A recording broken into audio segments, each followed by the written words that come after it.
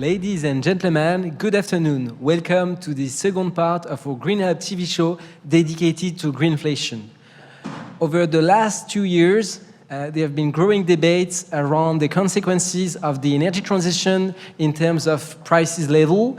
The world faced unprecedented inflation level, and the topic, the very notion of Greenflation, has been discussed and argued by policymakers, economists, corporates. So the purpose of this debate is to take stock of the topic and to reflect on its reality and consequences.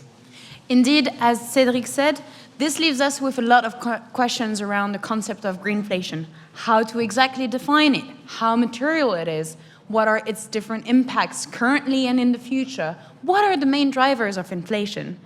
So first of all, we want to hear about it from the NATIXIS experts and see their views on the phenomenon. So we'll hear from them, and then we'll get back to our panel, but where we will be joined by two experts: Annabelle Deguay, who is a climate microeconomist at the climate economics units at the Banque de France. She focuses on climate modeling, scenarios, and inflation, and Paul Schreiber, who is a senior policy advisor at Reclaim Finance, working on the regulation and supervision of financial institutions, as well as monetary policy and central banks. But first, let's hear from the NATIXIS experts.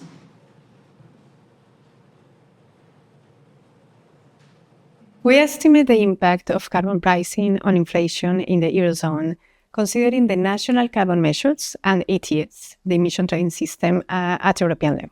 12 countries in the Eurozone have implemented national carbon taxes. Some countries, like Finland, since 1990, and others more recently, like Germany in 2021. The level of national carbon prices is quite different across countries. In 2023, Finland and the Netherlands had prices around $60 per ton of CO2, while other countries like Spain and Germany had prices below $35. National measures apply to sectors not covered by the EU ETS.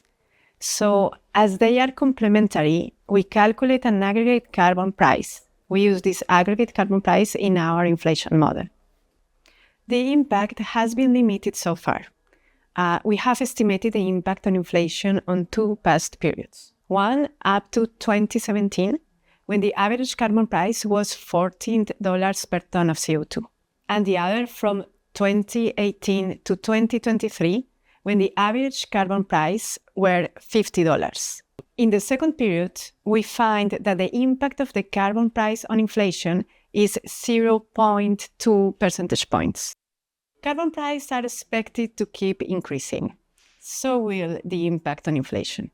Assuming a carbon price of $150 per ton of CO2, the impact on inflation is estimated at 0.5 percentage points. Our conclusion is that carbon pricing by itself should not be a major issue for consumer price stability. Bonjour Bernard. Bonjour Maurice.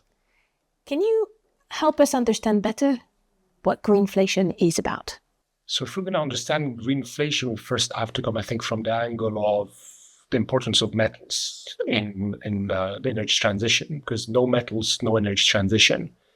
And we have new metals that we're now using. So let's say lithium, that are more niche in historic terms.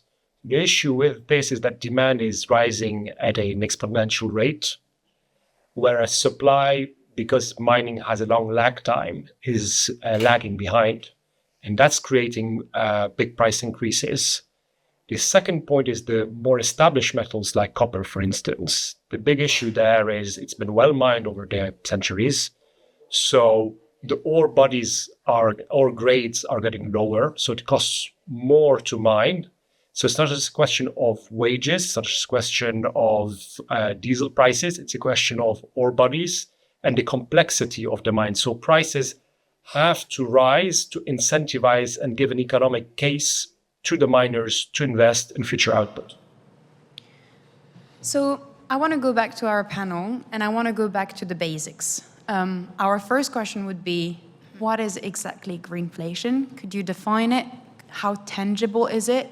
What are the different drivers and impact for it? And I first want to turn to Annabelle. Could you please help us clarify this concept? Thank you. So first, a quick disclaimer. So views are my own and not those of Banque de France or Eurosystem, so usual. That said, maybe to start understanding things, I will cite Isabel Schnabel.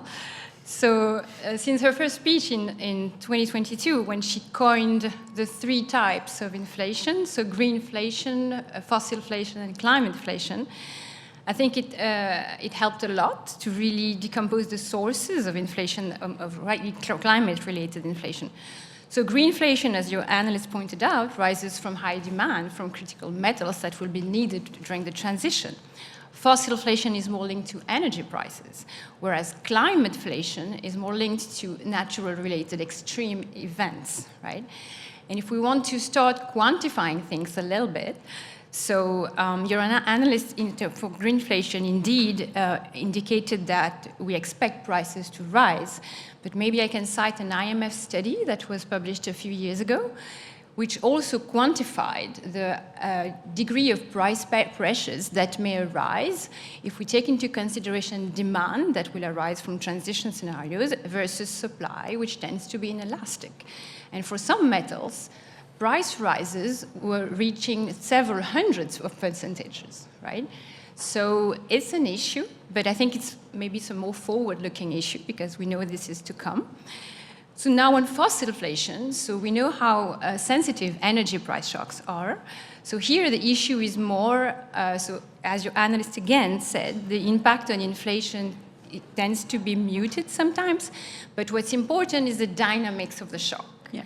And finally, on climateflation, maybe I can cite another study. So the ECB last year published a study estimated the impact of high temperatures on food prices. And this is very concrete, right? And for instance, they estimated that the 2022 extreme heat in Europe impacted food inflation by up to 0.9 percentage points in Europe. So this is kind of material as well. So maybe just a few words on those. Thank you so much for clarifying these 3 types. And Paul, I want to go to you. And do you agree with these conclusions, like beyond the definition, obviously? How tangible is it? Do you have the same view as Annabelle? Do you share it? Yeah, no, I think this distinction between the 3 types of inflation is crucial. We've seen a lot of discussion around greenflation so far, not that much on fossilflation and climateflation. And that's a problem because actually, and Annabelle kind of hinted to it, so far, the inflation that we have seen are more fossilflation and climateflation than greenflation. Another reason why it's a problem is actually that greenflation is a form of transitional inflation. Yeah. So it's not something that we see happening in the long term. It's something that can happen for a relatively short period of time. Of course, the period can vary depending on various hypotheses. And if we focus too much on that one, we are sure to have the other types of inflation that became much more prominent. So it's kind of the danger that we have if we focus too much on it. And I think this distinction, we should always keep it in mind and trying to articulate all of those types of inflation together when we think about this topic. So based on those 3 subcomponents, what are the transmission channels and who are the most affected actors per type of greenflation? I can start. Yeah, so the 2 key drivers of greenflation that have been identified so far are actually the one that you featured in your opening videos. So the one could be carbon price, but most studies agree, as you just presented, with the NATIXIS study that carbon price is not a major driver of inflation. The impact is limited, and also the impact depends on how you apply your carbon price. Is it a sharp increase or is it more progressive? And how do you recycle the revenues from the carbon tax? So a lot of factors to take into account, but the conclusion is basically it's not the cause of greenflation so far. And even with a €100 carbon price or $100 carbon price, it should be relatively okay and manageable. And the other source is whether you would have an imbalance between supply and demand. And of course, the obvious candidate for that would be critical minerals, metals that are key to the transition. And while we have not seen really episodes of greenflation like this so far, of course, we've seen increase in the prices of those commodities and especially rare minerals. But here again, what you should keep in mind is that how do you manage this? You manage this by actually planning the transition, planning it in advance and starting it now. That's why central bankers are calling an orderly transition. Usually you may have seen the word being used. And if you plan an orderly transition, then you mitigate the risk of greenflation. And the good thing is that you actually mitigate the risk of fossilflation and climateflation too. So you touch upon central banks. How can greenflation be mitigated? And Annabelle, what's the remit? What could be the role of central banks with that regard? Okay, so that's a tough question. Maybe you can get some help from theory here. So conventional monetary policy reaction, in fact, depends on the type of shock. So we distinguish between supply and demand shocks, between temporary and permanent shocks. So in general, there is a case for looking through the shocks, so not reacting, when we are faced with supply shocks and of a temporary nature. And this is because those are the situations that when monetary policy tends to be ineffective. Now, when it comes to climate, it's not clear-cut, because the most type of shocks that we hear about in climate are supply shocks, but they tend to be different in nature.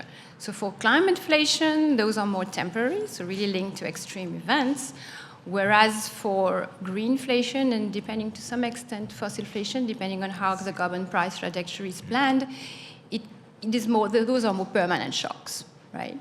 So it's really not clear-cut from a monetary policy perspective. But what our work have shown is that we tend to focus on supply shocks, but many things can also happen on the demand side, right? And it really depends on agents' reaction to the transition. So we talked in earlier panels about sufficiency. Transition can sometimes be disorderly and lead to confidence shocks, right? Reactions from financial markets linked to the trending of assets. So many types of demand-related shocks can also add up to those supply shocks. And our major concern from a central banking point of view is volatility in prices. Mm-hmm. And this is what we see, that there might be an increased volatility in prices. And why is it a concern for us? Is because, of course, it may lead to a de-anchoring of expectation. And our role is to anchor expectation. And that's why, again, referring to the previous panel, there is a need for early, credible, transparent, and well-communicated policymaking. So if we go back to central bank, and we can go back to government a bit later if we want to, but you wrote a report titled Managing Inflation by Supercharging a Clean Energy Transition, discussing the role of central banks. Could you give us a bit of an insight on the conclusion of that report, and also in your position at Reclaim, what kind of work of advocacy you've been doing as a result? Yes, the starting point of this report is really simple. It's the fact that today still central banks, by not fully considering climate change and including it, can actually have an impact, negative impact, amplifying climate change through their monetary policies. And considering the various types of climate-related inflation that we already talked about a bit, those central banks should actually have, within their price stability mandate, within their inflation management mandates, causes to act, to contribute to climate mitigation and not the opposite. So we studied especially the monetary policy at the ECB. We looked at a range of issues from asset purchases, from the collateral frameworks, also simply interest rates, or the rates set by the ECB. And our conclusion is that on all of those fronts, the ECB can adapt its monetary policy to contribute to climate mitigation at the EU level. To give you two clear examples of that, so on the interest rate front, what we've seen with the increase of interest rates is that it actually depresses investment in renewable energies because renewable energy are more capital intensive compared to fossil fuel. And we've seen that in Europe, with some plants being cancelled. We had cases in the Netherlands, for example, of the renewable energy companies really saying that it was becoming a problem for them. So we have there some justification to justify lower interest rates, green interest rates, for those types of projects. And it's not that out of the box. I mean, the Bank of Japan is doing something along those lines. It's not the same thing as what we are discussing for, but it's the same kind of direction that they are taking. Bank of China also did this to some extent, a very, very limited extent. And another example would be actually the collateral framework. So what types of assets the European Central Bank accepts as collateral from banks where they get refinanced. Today, what the central bank is doing is basically looking at the risk, financial risk of those assets. It is not yet including climate-related risk, though it plans to do it in the future, and it not taking any additional climate consideration into account. So that means that basically you have a lot of assets from polluting companies, for example, oil and gas companies, that would end up being accepted as collateral, which increase their liquidity and which is actually a form of really low-intensity incentives to actually buy those assets for European financial institutions. So you're talking about concrete actions here, and it also depends very much on the mandate of every central bank, to be fair, because it varies between one country and another. Annabelle, like, do you think that the solutions that Paul is bringing are realistic, and what would be the toolkit of central banks? Because you've been talking about their role in monetary policy and all of that, but like concretely, if we're talking about a concrete toolkit, what could they use to tackle inflation, and do you think that these solutions are indeed they can be implemented? So I think we have to distinguish again about, in terms of toolkits, what's on the conventional side and the non-conventional side. So I've mostly talked about conventional monetary policy, which is really like acting upon the cycle and the different types of shocks that are affecting inflation and output. Now, I agree that on the non-conventional front, the problem may somehow be a little bit less difficult to tackle because it's easier to target specific sectors on the non-conventional front. And in fact, as you alluded to, 2 years ago, the ECB announced a plan to include climate change into its monetary policy framework, right? Yes. So there were 3 axes to this plan. So decarbonizing bond holdings, as you said, modifying the collateral framework, so basically reducing collateral from entities with a high carbon footprint, but also including more climate-related disclosures, and also enhancing the climate risk assessment tools. But now, so those are still studied currently within working groups of the Eurosystem. But I would say the devil lies in the details, and the details are implementation. And here, maybe from a more personal point of view, I think we need to understand really what is green, right? Yeah. And maybe I can take this opportunity to do a bit of internal marketing because there's ongoing work at the Banque de France to develop a climate indicator, so a firm-based climate indicator, where we will rely on our regional surveys. So we're trying to get as granular as possible.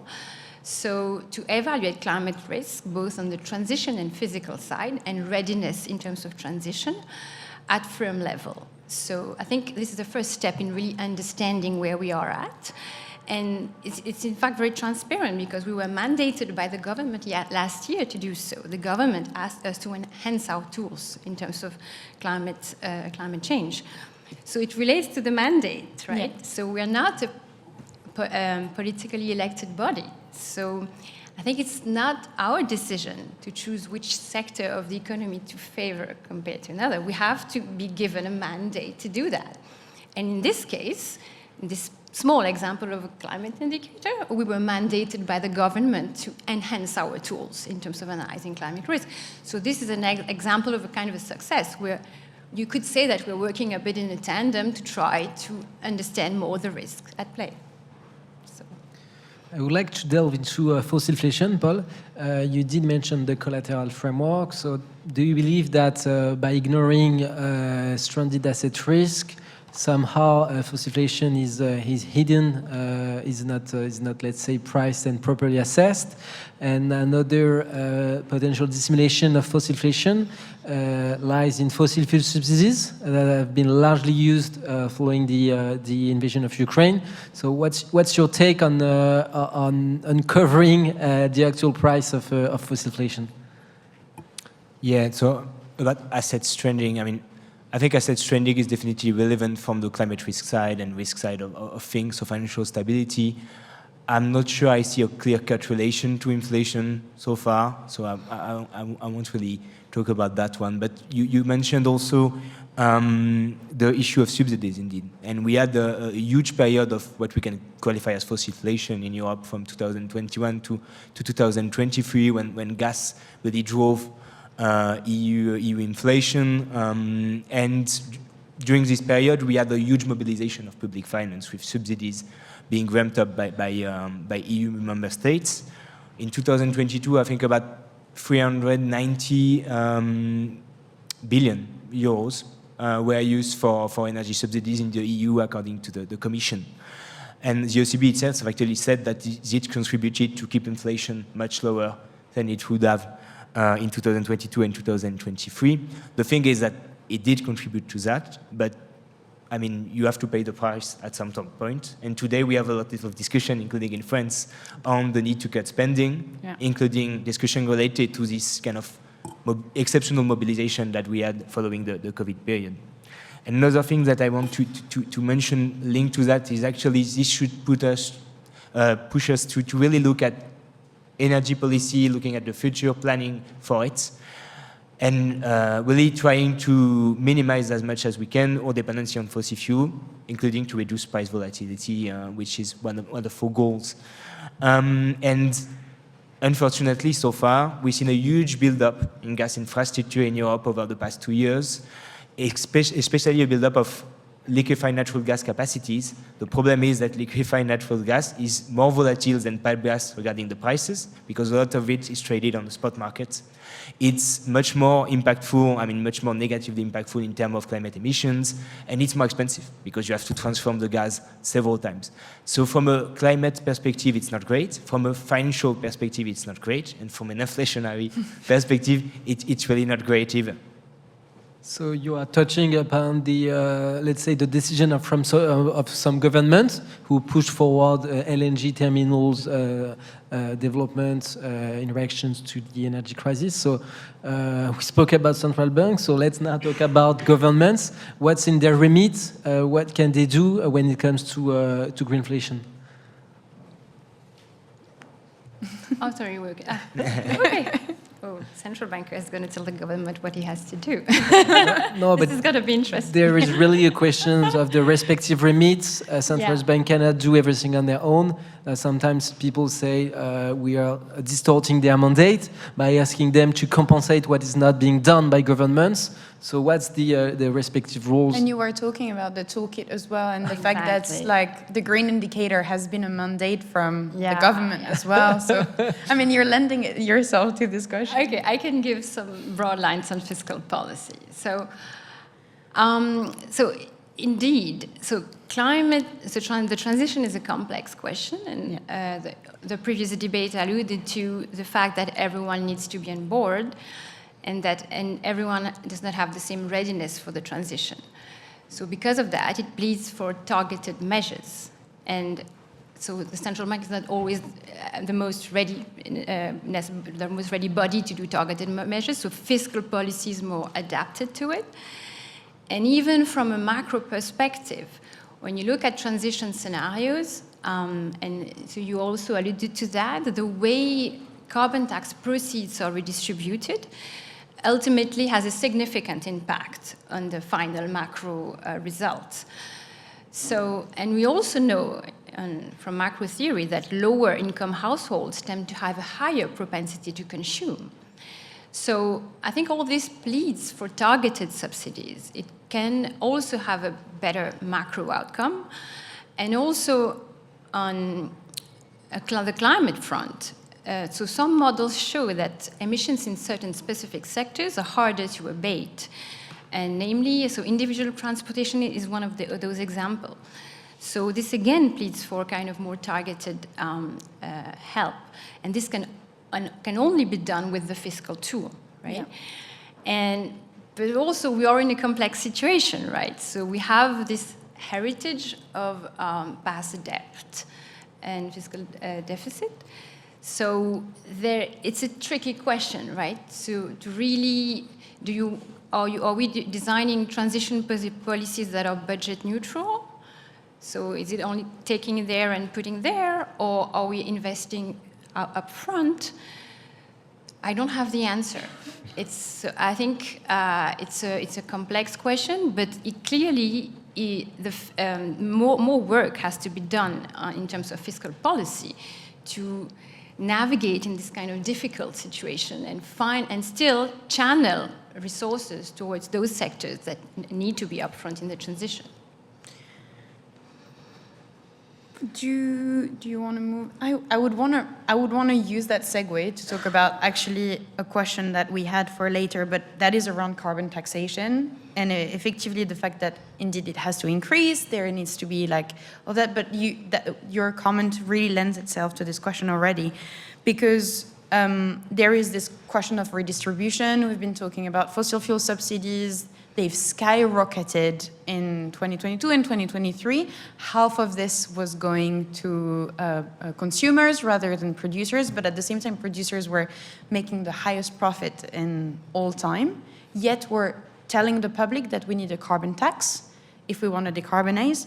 And so one of the questions we had was how we could shield low-income households or countries from that hike in carbon tax. Is this through specific fiscal policy, targeted subsidies, much more like to the individual?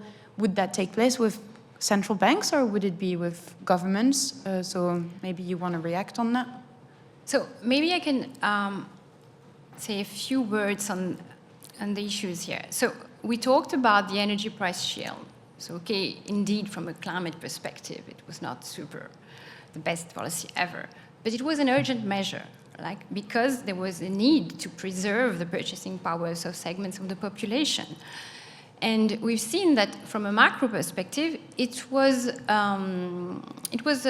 useful because it prevented. So we have a recent study by some colleagues of mine at the forecasting division that came out this summer, and they estimate that the energy price shield has prevented inflation from rising by something like 2.2 percentage points cumulated over 2022-2023. So it's a substantial amount of inflation, right? Yeah. And it has also kind of saved 0.3 percentage point of growth compared to a scenario without public support.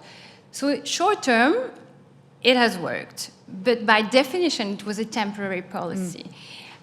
It cannot be permanent. It worked because the price shock was also temporary, right? Because otherwise, you're just postponing the inflation. You cannot do that forever because you have limited fiscal space.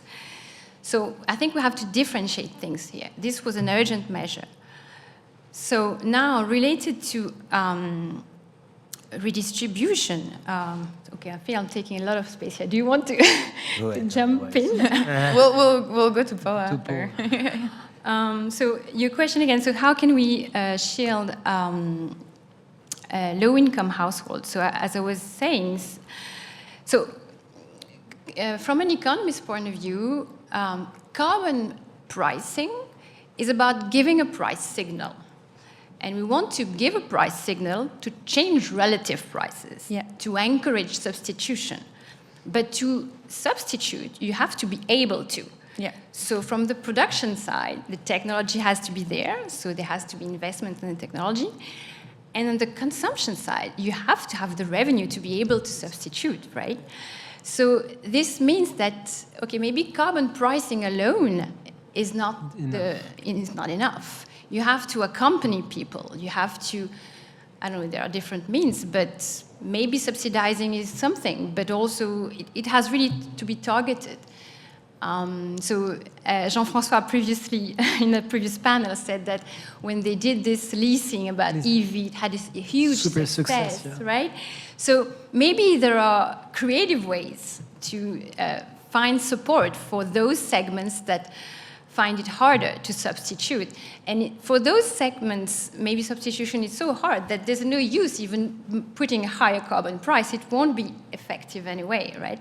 So it's not a simple thing. It's true that optimal policy from the macro perspective is putting a price signal, but then there are heterogeneous agents in the economy, and then you have to adapt to that. Would you agree, Paul? What is your vision on Yeah, I think I broadly agree. I think a few points maybe that worth mentioning. So inflation in general, it's a form of regressive tax. So it's in general more penalizing for low-income households. I think it's good to keep that in mind. And it's even more true when inflation comes from fossil fuel prices. Because, I mean, the household, the low-income household, they have a larger share of their revenues that is devoted to energy spending. They are usually living in the worst-performing houses in the EU, and we've seen a lot of good studies about that in the past few years. So one of the key outcomes that we should take from that is the need to actually adopt policies to really help those households, but maybe the best policies are not just giving money, front money right away, just to renovate those houses, to provide heat pump, and so on and so on. So those types of subsidies are definitely helpful to alleviate energy poverty and kind of reduce potential fossilization effect.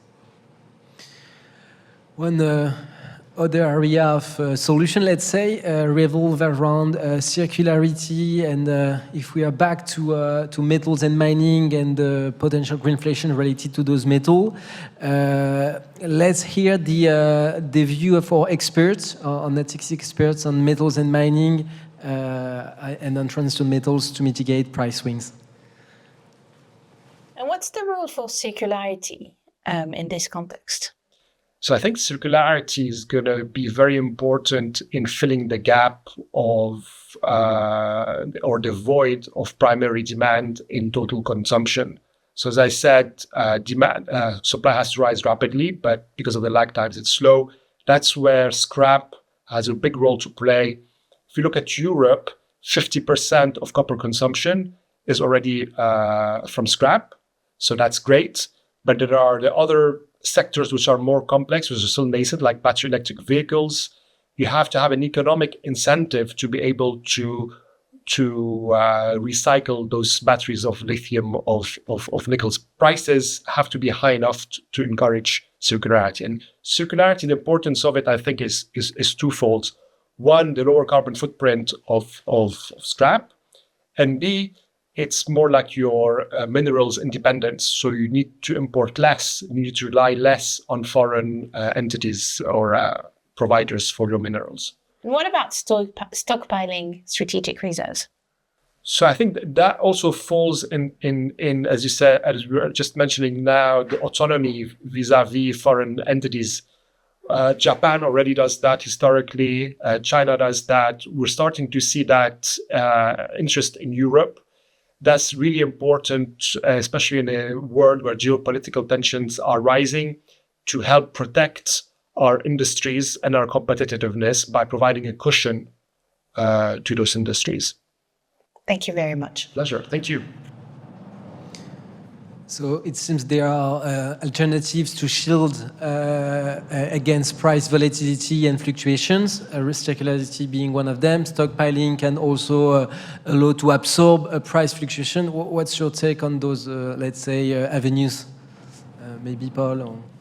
I can start totally. So I think this goes back to the notion that we started discussing earlier of an orderly transition. So the more we plan the transition, the more we actually anticipate the demand, the more we adopt also, for example, recycling solution for critical mineral in Europe, and the less it's likely that we will have lasting episodes and significant episodes of greenflation. And this, of course, means that central bankers should take that into account. They should, and I really go back to my previous point, contribute to climate mitigation. But of course, the primary responsibility there is still on the policymakers' table, and they should actually adopt stronger energy planning plans and develop capacities also in Europe. And I think that's also what the video was about. And it's totally, I think it's totally a right and relevant point. I don't have much to add because I'm not a super expert on industrial policy, but maybe just again, so from theory, so we understand the desire to accumulate stocks to hedge from price swings for a single country or region. But from an international perspective, if you decrease liquidity in some markets, you may be prone to more volatility after that because there's less trade on that. So, okay, fragmentation is never first best in terms of macro policy, but then this is the world we live in. We talked about geopolitical risk before, so we understand that people start planning, but maybe it's not so bad after all, because it means that they're including transition in their strategy, right? Because they're anticipating it. So on the issue of circularity, I find it super interesting. So again, I'm not an expert on that, but they're just again relying on outside numbers. The first numbers I was citing from the IMF. There's also a study from colleagues of mine who estimated, who looked at the critical transition materials. I think they looked at 7 of them, and they really looked about supply conditions, so reserves, technology, and also recycling rates. And despite that, they found that there were, I think, 3 critical materials really at a risk of supply bottlenecks. So I think that was copper, lithium, and nickel.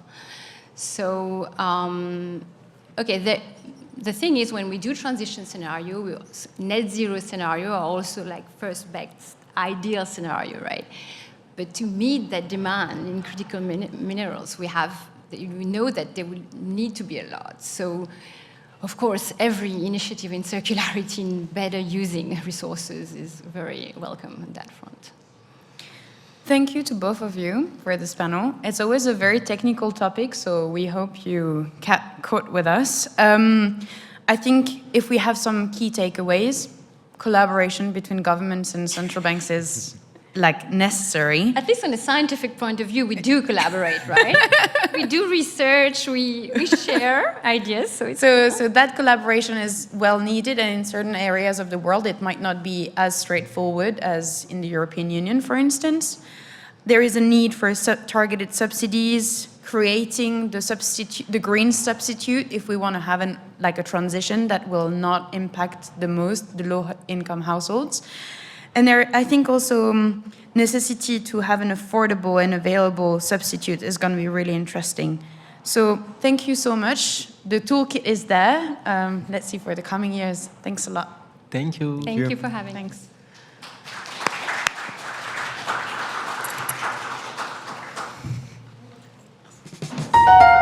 Thanks.